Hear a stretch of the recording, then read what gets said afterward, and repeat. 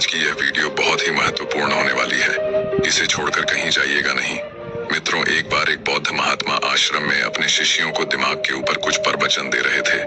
गुरु कह रहे थे कि इंसान के मस्तिष्क के विचार कभी अच्छे होते हैं तो कभी बुरे होते हैं। अच्छे विचार जब उसके दिमाग में जन्म लेते हैं तो वह अच्छी और कल्याणकारी बातें सोचता है, लेकिन वहीं पर अगर बुरे और गलत भावनाएं जन्म लेती हैं तो उससे उसका पतन होता है। तभी उन्हीं में से एक राजवंत नाम का शिष्य खड़ा होता है और गुरु से पूछता है कि गुरुवर, क्या कुछ ऐसा तरीका आप बता सकते हैं जिससे कि हम अपने मस्तिष्क को मजबूत और ताकतवर बना सकते हैं, खुद को मानसिक रूप से मजबूत बना सके।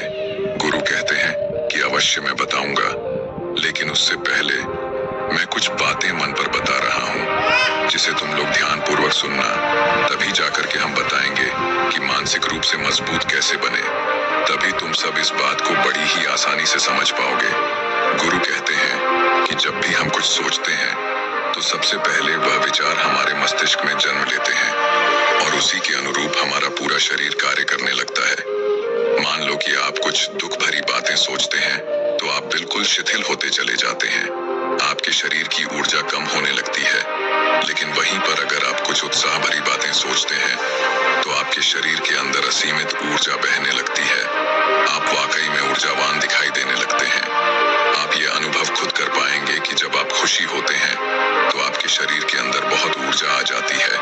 आपका रोम रोम खिल उठता है। ऐसा इसलिए हुआ क्योंकि आपने अपने दिमाग में कुछ जोश भरी बातें सोची। शरीर तो वही है आपका, लेकिन जब आप दुखी होते हैं तो आपका शरीर बिल्कुल ऊर्जा विहीन हो जाता है। लेकिन जब आपके विचार जोश भरे वाले होते हैं तो आपका शरीर खिल उठता है। यानी हमारा शरीर किस तरीके से काम करेगा, यह सब हमारे मस्तिष्क में उत्पन्न हो रहे विचारों पर निर्भर करता है। अब तुम सबको मेरी बातें बहुत ही अच्छे तरीके से समझ में आएंगी। अब हम बताने जा रहे हैं कि मानसिक रूप से हम मजबूत कैसे बने। गुरु कहते हैं कि मैं तुम सबको 8 तरीका बताऊंगा। अगर आप उन 8 तरीकों को अपने दिमाग में लाते हैं, वैसा ही सोचते हैं, तो यकीन मानिए आपका शरीर भी वैसा ही काम करने लगेगा। जैसा कि मैं पहले बता चुका हूँ कि जब आप दुखी होते हैं तो आपका शरीर ऊर्जा विहीन होने लगता है, लेकिन जब आप खुश होते हैं, आपके दिमाग में अच्छा विचार आया और आप खुश हो गए तो आपके शरीर में अच्छी ऊर्जा बहने लगती है। इसका मतलब यह है कि अगर हम वह 8 तरीका जान लें और वही हम अपने दिमाग में सोचे तो हमारा शरीर भी ऊर्जा और जोश से भर जाएगा, अर्थात हम मानसिक रूप से मजबूत बन जाएंगे। और वास्तव में जब आप मानसिक रूप से मजबूत बन जाएंगे तो आप मुश्किल हालातों का सामना बड़ी ही आसानी से कर लेंगे। गुरु कहते हैं कि शिष्यों, मानसिक रूप से मजबूत बनने का पहला नियम है, जो हो चुका है उसकी परवाह करना छोड़ दो। गुरु कहते हैं कि शिष्यों, मुझे यह बताओ कि सूर्य किस दिशा में उगता है। तो सभी शिष्यों ने एक साथ जवाब दिया कि गुरुजी, सूर्य पूर्व दिशा से निकलता है। फिर गुरुजी ने कहा कि अगर मैं यह कहूं कि सूर्य पश्चिम दिशा से निकले तो क्या वह निकलेगा? सभी शिष्य कहते हैं कि बिल्कुल नहीं गुरुवर, सूर्य तो पूर्व दिशा से ही निकलेगा। हम उसके स्थान को, उसके जगह को बदल नहीं सकते हैं। फिर गुरु कहते हैं कि मान लो बारिश का मौसम है और अगर मैं यह बोलूं कि बारिश बंद हो जाए तो क्या हमारे बोलने से बारिश बंद हो जाएगी? शिष्य कहते हैं कि नहीं गुरुवर, वह तो मौसम में बदलाव की वजह से होगा। जब मौसम में बदलाव होगा तो बारिश बंद हो जाएगी। फिर गुरुजी कहते हैं कि अगर मैं तुम लोगों से यह कहूं कि ठंडी के मौसम में गर्मी पड़ने लगे तो ऐसा होने वाला तो नहीं है।